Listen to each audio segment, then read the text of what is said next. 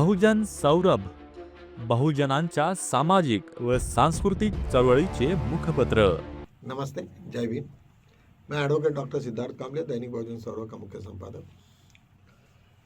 मित्रों, हम लोगों ने बचपने से बहुत सारे मूवीज़ देखी, बहुत सारी पिक्चर्स देखे, जिसमें गैंगवार देखा, वहाँ पे अलग अलग टाइप की दुश्मनी देखी, पारिवारिक देखे, सब देखे। लेकिन जब भी कभी हमने गैंगवार के ऊपर में पिक्चर देखी तो हमें पता चला कि एक दूसरे के लिए जान देते हैं और वहाँ पे कुछ इतना डिसिप्लिन होता है कि एक दूसरे को बचाने के लिए वो किसी भी हद तक जाते हैं।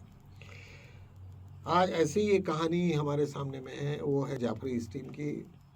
जाफरी स्टीम की पुरी जी ने किस तरीक़ा से नरेंद्र मोदी को इन्वॉल्व किया, किस तरीक़ा से उनकी दोस्ती बनी, अनिल अंबानी कैसा घुसा, ये सब का सब बहुत बड़ा विश्लेषण होते रहा आज पूरे कांग्रेस के प्रेस में।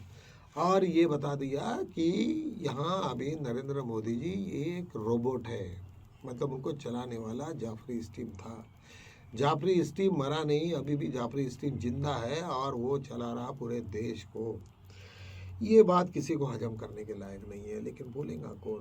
बोलेगा मतलब ये फैक्ट्स है, उन्होंने सब फैक्ट के साथ बताया कौन से दिन किसने बात की, फिर उसके बाद में फिर किसने बात की, फिर अनिल अंबानी के साथ में कौन से मसले पे हुआ, फिर क्या क्या कैसे कैसे डील हुए, फिर कौन से दिन में क्या हुआ।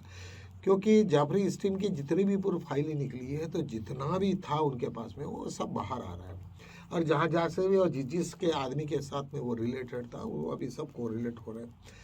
ये सब मिलने के बाद में ये निश्चित रूप से अभी कांग्रेस की स्थिति बड़ी मजबूत हो गई और सबको ये पता चल गया कि नरेंद्र मोदी जस्ट एक रोबोट है, उसके ऊपर में चलाने वाले कुछ और हैं। अभी यहाँ दो प्रश्न आते हैं कि आज तक हम लोगों के सामने में एक ही प्रश्न था कि शायद नरेंद्र मोदी आरएसएस की सुन रहे होंगे, ऐसा कुछ नहीं है। मंत्रिमंडल की बिल्कुल नहीं। कौन से लॉबी की बात कर रहे थे? तो उन्होंने जिस तरीक़ा से वहाँ पे जाफरी स्टीम्स यहाँ पे उनके सिर पे बैठे हुए थे और एक्सटर्नल पॉलिसी जो भी थी वो खुद ही वही डिसाइड करते थे, ऐसा उसके ऊपर में चार्ज है। मतलब मोदी जी के ऊपर में पवन खेड़ा का चार्ज है। निश्चित रूप से उन्होंने अपने चार्जेस को प्रूव करने के लिए जिस प्रकार से भी हो सके वो अपने आप के पुरावे सब देने की कोशिश की और निश्चित रूप से सभी यूट्यूबर्स ने उस चीज़ों को उठा के आज अपने वक्तव्य में अपनी बात को रखने की पूरा प्रयत्न किया। यही नहीं तो पवन खेड़ा के इसमें जहाँ पे पीछे में उन्होंने जो बहुत बड़ा पोस्टर लगाया था वहाँ पे लिखा था कि ये जोड़ी दोनों जाफरी स्टीम ने जोड़ी बनाई है।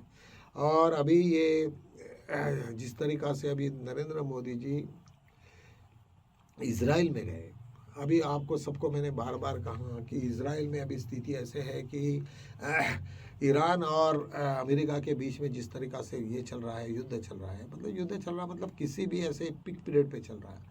और ऐसे सिचुएशन में इज़राइल टारगेट है ईरान का, और उनके पास में जिस तरीक़ा से मिसाइल है तो इस तरीक़ा से वो मिसाइल को ख़त्म हो जाएंगे वहाँ पे इज़राइल की, उनको पता भी नहीं चलेगा कि कहाँ से क्या हुआ। और ऐसे सिचुएशन में मोदी ने वहाँ जाना, इसका मतलब ये है कि अपने आप में ही वो एक बहुत बड़ा क्या मतलब है, क्या है ये तो समझना मुश्किल है। लेकिन कभी आज वहाँ गए हैं, हो सकता है कोई वार में हो जाए और कुछ लफड़े में फंस जाएंगे, वो तो बहुत बुरी तरीक़ा से उनको फंसना है।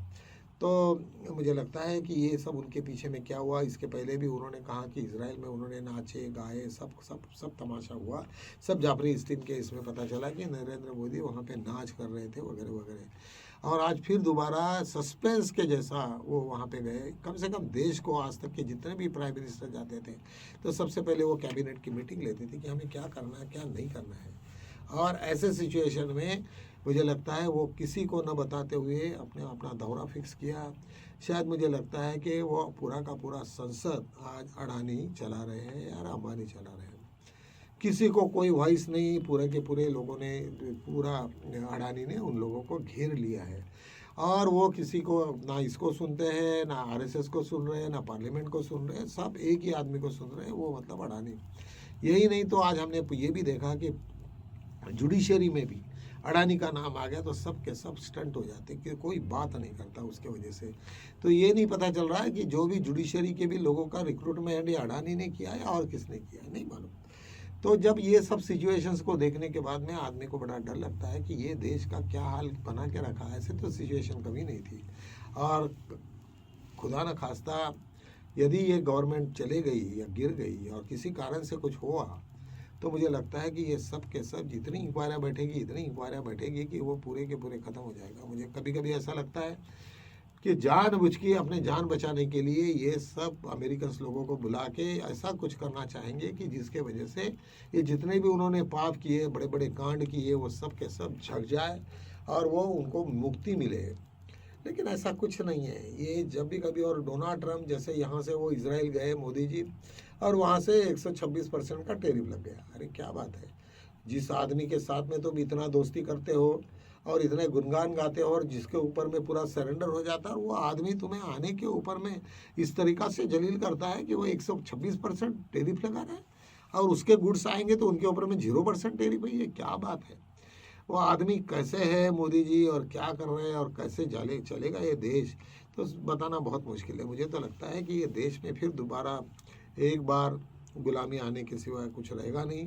उस दिन जब भी कभी मैंने जो वीडियोस देखे उससे तो मुझे पता चल रहा है कि अभी यहाँ पे अभी इन लोगों के पास में पैसा ही नहीं, पूरा पूरा ख़त्म हो गया। जो हमारा जीडीपी का जो अमाउंट आता था इसका टैक्स का, उसमें भी 125 करोड़ के पास में हर मंथली आता था, लेकिन वो अभी एकदम घट के 17 और 18 हज़ार करोड़ पे आ गया। वो इट्स वेरी सैड कि जब हमारा पूरा का पूरा एक्सपोर्ट भी बंद हो गया, लोगों की बाइंग कैपेसिटी बढ़ गई, कम हो गई, और ऐसे सिचुएशन में इतना सारे लोग ये क्या करेंगे। आज हमारे नागपुर में जब भी कभी कोई रास्ते के ऊपर में हम देखते हैं तो सब एमपी और गुजरात, यहाँ से बाहर के लोग, बिहार के सब बेचारे ला के सब्जी वब्जी लेते हैं और अपने पेट को पाल रहे हैं।